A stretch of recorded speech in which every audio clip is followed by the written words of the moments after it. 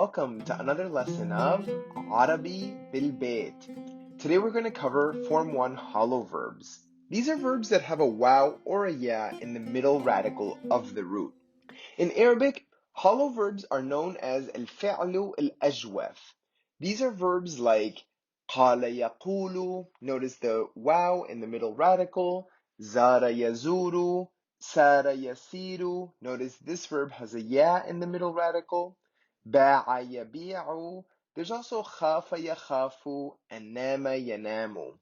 Hollow verbs follow a distinct, predictable pattern that can be generalized into three categories. The first category are the hollow verbs with a waw as the middle radical.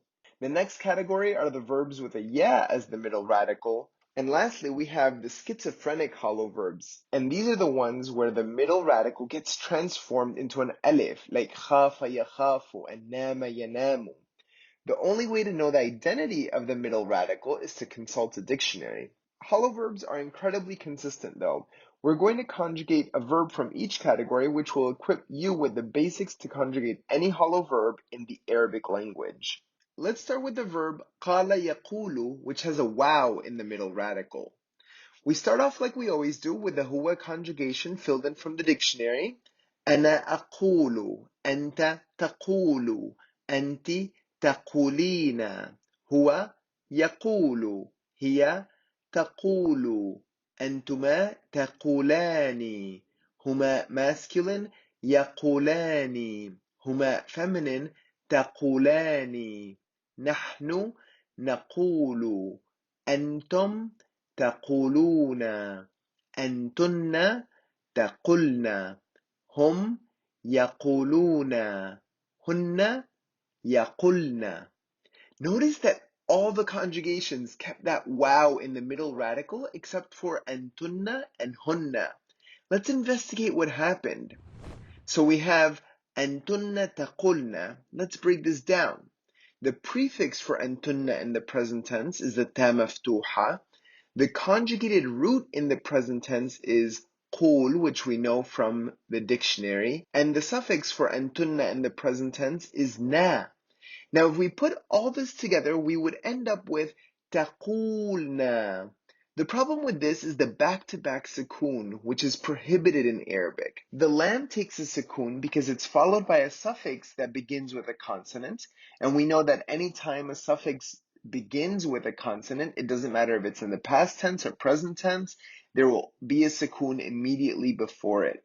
And the waw takes a sukoon because any long vowel in Arabic is always followed by a sukoon. And so to fix this double sukoon, we drop the waw with a sukoon and replace it with a short vowel dhamma over the qaf, which is how we get taqulna or antunna taqulna. The same logic applies for hunna, but in that case the prefix is ya, so we have hunna yaqulna. Next, we have a hollow verb with a ya as the middle radical, ba'a yabi'u. I'll go over this conjugation and focus on any anomalies like I did before. Ana abi'u, anta tabi'u, anti tabi'ina, huwa yabi'u, hiya tabi'u, أنتما تبيعان هما masculine يبيعان هما feminine تبيعان نحن نبيع أنتم تبيعون أنتن تبعن هم يبيعون هن يبيعن. Similar to our last example, you'll notice that hunna and antunna stand out as a little different than the rest. Notice how every conjugation kept that ya in the middle radical except for these two. So let's take a look under the hood to know what's going on. How did we get to antunna tabi'na? Similar to our previous example, we start by separating this conjugation into its prefix, conjugated root, and suffix. If we smash these together like we usually do, we end up with a back-to-back sukoon for the same reasons as before. But in this case, since the middle radical is a ya, we replace the long vowel with a kasra. And that's how we get tabi'na, antunna تبعنا. We apply the same logic to hunna, which has a different prefix, but everything else remains the same, and that's how we get hunna yabi'na. أنتن تبعنا and hunna yabi'na. The third and final hollow verb that we're going to cover is nama yanamu. This is called the schizophrenic hollow verb because the middle radical, which is a wow, it disappears from all the conjugations. Don't let this scare you though, because even these verbs follow a very predictable pattern. We start off with our conjugation chart. أنا أنام, أنت تنام, أنت تنامين. هو, which we get from the dictionary, ينام, هي تنام, أنتما تنامان. هما masculine, ينامان. هما feminine, تنامان. نحن ننام. أنتم تنامون. أنتن تنمن. هم ينامون. هن ينمن. Even though this is a schizophrenic verb, you'll notice a similar pattern emerged.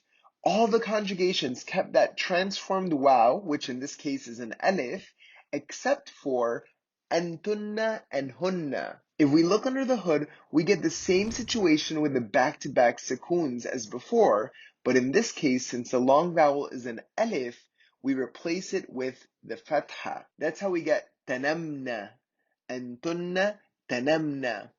And we apply the same logic to hunna to get hunna yanamna. This concludes our lesson for Form 1 hollow verbs, al-fi'l al-ajwaf.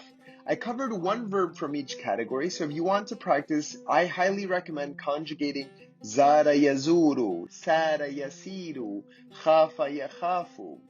Thanks so much for tuning in. Shukran. Wa ila al-liqa.